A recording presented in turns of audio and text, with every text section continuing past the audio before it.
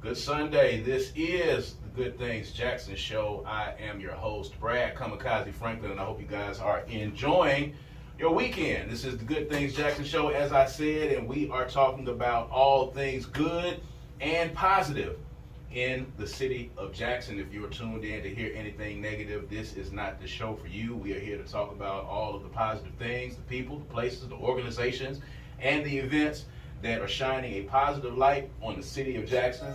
Our show's aim is to change the narrative about our city. We are not who they say that we are. So we're going to do our job here at this radio show to talk about all of the good things that are going on in the city of Jackson, man, all the things that you can participate in and be a part in. So make sure that you're tuned in. We are live right now on Facebook. All right, if you go to the Good Things Jackson Show Facebook page, you will be able to see us there. You'll be able to check us out, and you will be able to leave your questions or your comments in real time for our guests.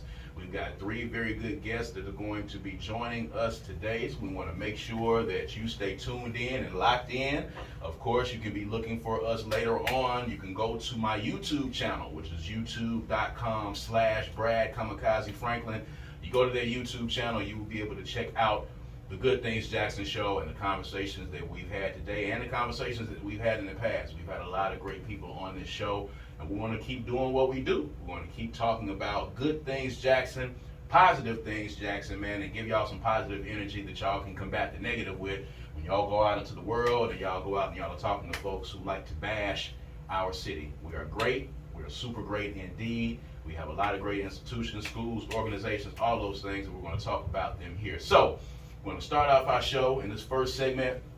We've got 2 guests, and hoping to have a really good conversation. So first of all, we are going to talk to Miss Ashanti Barnes, who is now the principal of Van Winkle. All right, so shouts out to everybody out there that goes to Van Winkle or has previously gone to Van Winkle. Shouts out to all our people out in South Jackson. Thank you for being here, first of all. So we're going to talk about, your journey to where you are right now, but today we're going to be talking about the collaborative. Is that correct? Correct. All right, so we're going to talk about the collaborative. You guys had an event on yesterday, and we're here to talk about pre-K enrollment, some of the great things that are happening in Jackson Public Schools, and you were here to sound that trumpet. So we're going to talk about that a little bit. For those that were not able to be at the event on yesterday, tell us a little bit about what that event was about.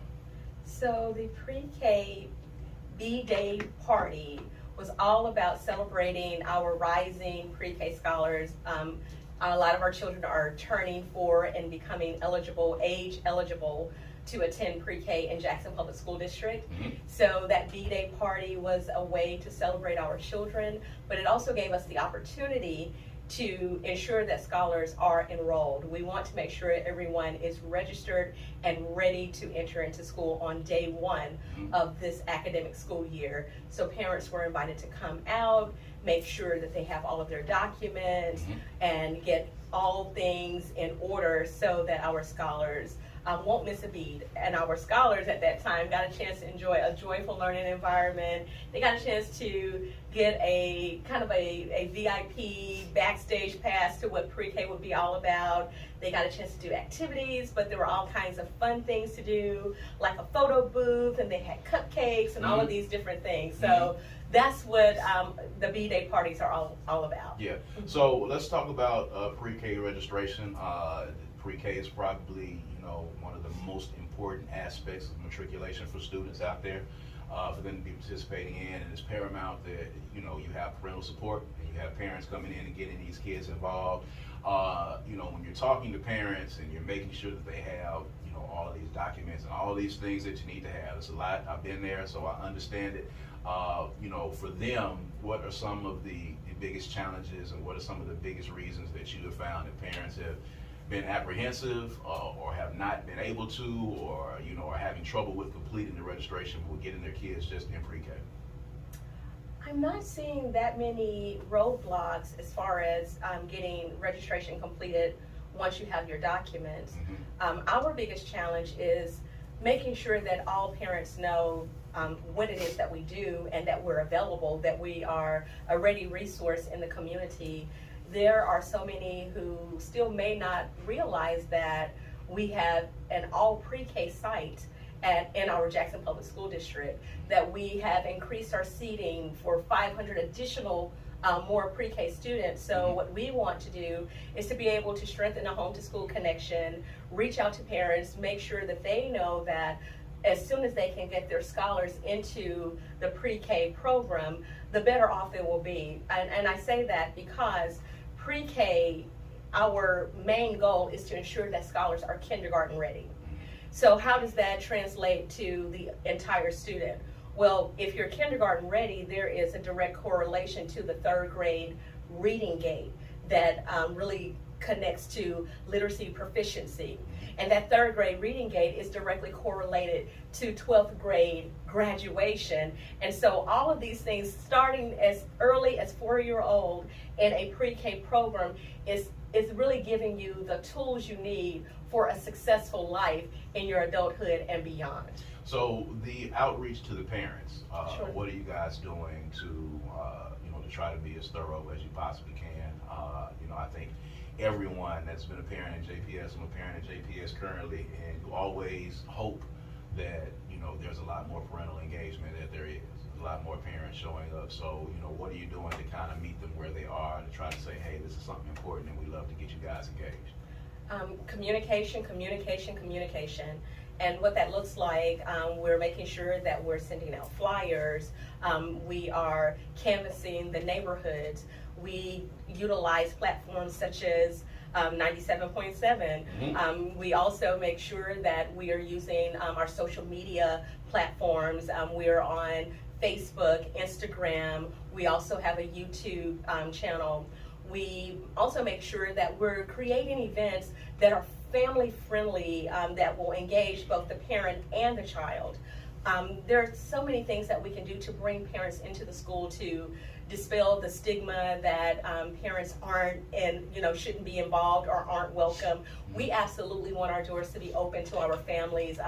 The school is the hub of the community, and so we're always reaching out to pull parents in so that we can in fact strengthen that home to school connection. So it's all about communication, every avenue, every opportunity. If there is any type of events in the community, we're always seeking to collaborate to see how we can join to undergird that particular initiative, but also let the parents know what it is that we do as well. Do you think that there's a sentiment out there from some parents that they don't want to be that people don't want them to be involved? Do you think that that's there? I would hope not. Of course, there can be some sort of stigmas, particularly coming on the outskirts of the pandemic. There were limitations on the amount of people that could be inside of the building on the campus. But I do believe we have so many safeguards in place where we can keep our scholars, our staff, and our families protected, and they won't feel as if they're not welcome. They're absolutely welcome. They send us their very best that they have to offer.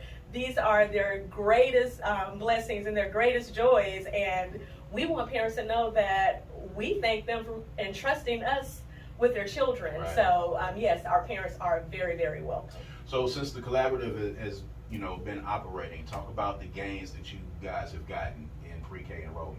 Oh my goodness, the gains are tremendous. Our scholars are entering into kindergarten, some on first and second grade levels. We have children who are writing and reading and computing. Their oral language skills have skyrocketed. Their self-esteem, just their social, emotional wellness has flourished. Our children are really tech savvy. And I think that is important for the times that we're in. We have noticed that our scholars have developed a lot physically, and that's important because while we were in the pandemic, children were in the home, not necessarily having recess and PE and all of those types of things on a regular basis. So we did notice that there could be a potential for a decline in gross motor skills. So we're seeing children really thrive in every area of their lives. That's fantastic. That is really fantastic. So there's a year jump from pre-K going into kindergarten. And and something that, you know, people my age did not get to experience pre-K. We went right into kindergarten. How vital would you consider that year to be? Getting them prepared to go into what a lot of people will tell their little kids, get ready to go to big kid school. How important and how vital is just that year and that year of activities between pre-K and kindergarten to a student's growth? It is critical. It's critical to their growth. It is a pivotal year in their development. It's really connecting them from infancy and their toddler years to moving into those early learning years. This is where they are emerging as learners, and so it would be to our advantage and all of our scholars, our families, the community, that we undergird our scholars at 4 years old to ensure that we give them the tools they need for success. At this particular age, our children are like sponges, and they have such a hunger and a thirst for knowledge. They're curious, they're inquisitive, they are so creative, they're beginning their critical thinking, and so to be able to put them in environments, joyful learning environments, right, where they can have a strong start, where they will have all of the support they need so that they can become independent learners. I think it's our responsibility, it's our moral responsibility to all of our children to right, ensure that this opportunity is made available. Now, I think you were saying that Van Winkle was going to be in all pre-K school? It is an all pre-K So school. talk about that concept, and how did that concept come about? Where did the idea come to say that, hey, we're going to take one of our schools in South Jackson and we're going to make it entirely pre-K? So we have this incredible leader. Dr. Green is our superintendent of Jackson Public School District. We also have the deputy superintendent, who is Dr. Michael Cormack Jr. The two of them had this really grandiose idea of creating a pre-kindergarten hub. And Van Winkle Early Childhood Center, formerly Van Winkle Elementary School, is structured in such a manner that it is absolutely conducive to that type of concept, where we can have small hubs inside of the building. So we currently have 5 pods, learning homes, inside of the campus, and in each of those hubs, those particular groups of teachers can operate as a mini community in the overall community. So what that does is it helps teachers to be able to plan together, prepare lessons together, model lessons, see what works for one teacher, and you know what resources another teacher may have. I am a really strong proponent of we can be better together. Right. And so a lot of times, if you're the sole grade level teacher on a single campus, you may not have someone, you know, who you can walk in tandem with and have those professional conversations on your particular grade level, your particular content areas. And so to have all of that in our school, to have the small professional learning communities of every learning pod, and to have us all be able to come together at the end of the day for professional development, it's building the capacity of teachers, and that is going to yield increases when we see that the student success is going through the roof. Now, is this a concept that's happening just in Jackson Public Schools? Is this happening across the state? Are we the first to be able to do this? Like, when did this concept of having an all pre-K facility start? I do know that there is an early childhood center in North Mississippi around the Tupelo, Oxford, Belden area. Okay. I believe we may be modeled after that particular concept. There is another early childhood center in the neighboring school district to the metro, surrounding area. So for my experience, we would be one of at least 3. Okay. So hopefully this concept will, spread, it will catch on, and other neighboring school districts will be able to implement this concept as well. Absolutely. So what metrics are you guys going to be using to determine, if this is a success or what you need to do starting? This is the first year of this being This is the 4th. This is the 4th year? Yes, sir. All right. So what metrics have y'all been using to, to show the growth? Is it So- simply test scores, or what else are you use? We run the gamut. We do use test scores. We use the MCAS test scores, and that determines if a child is kindergarten ready. We also use other diagnostic evaluations to kind of fill in those gaps, because you can't make decisions on one particular data point. We use our teacher observations, those anecdotal notes. Teachers can catch things that perhaps a digitized test could not. We utilize district data. We make sure that we're constantly evaluating teacher strategies and the way teachers implement their course of study for the scholars, the instructional schedule, their pacing guides. We also utilize and make sure that we line up against the Mississippi College and Career Readiness standards. We utilize the Mississippi guidelines for classrooms serving 3 and 4-year-old children. So we have a plethora of teaching tools, diagnostic and data tools to make sure that we are, number one, delivering good, solid, and sound instruction, Yes. but number two, to make sure that it's effective, that the children are, in fact, progressing. Right. So I want to talk about the district. You've been in the district for a few years. I've been a parent in the district. I'm a champion of the district. We've had Dr. Green on our show. We've had several people that are affiliated with JPS on our show. We are a cheerleader for the district.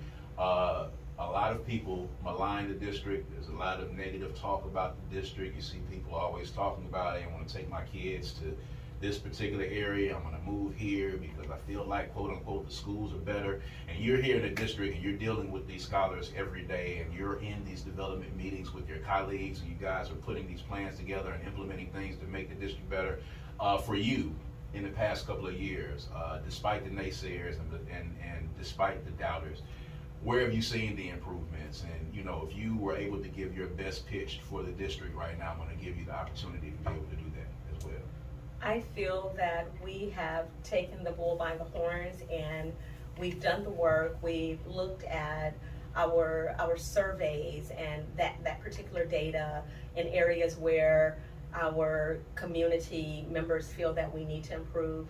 We've put together a strategic plan to address those areas. We're constantly revisiting, we're constantly reviewing and tightening up those gears to make sure that we can progress.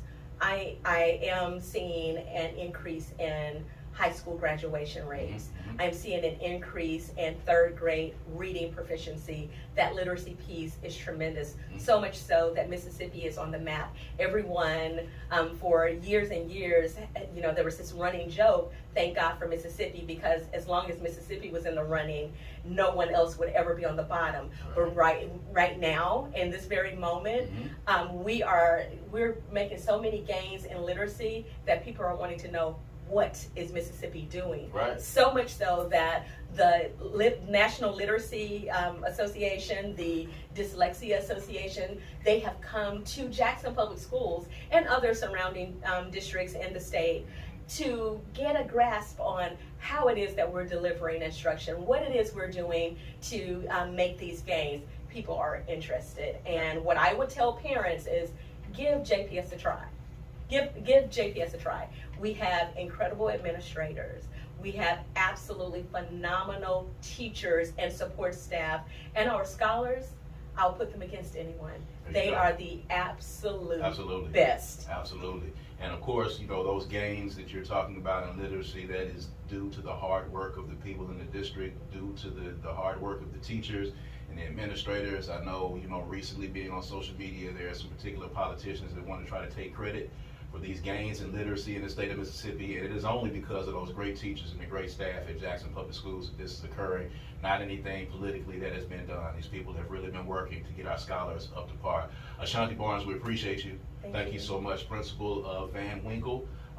It now is housing all pre-K, by the way. Parents, it's paramount that you get your kids in school and get them ready at the pre-K level, because it's a part of their journey. We appreciate what you're doing, and of course, anytime that you want to come on and talk about what's happening in JPS or Van Winkle, you have an open door to be Yes, able to sir. do that. Thank you so much. Thank you. Also in the studio with us right now, of course, we told you we got a lot of good information. We have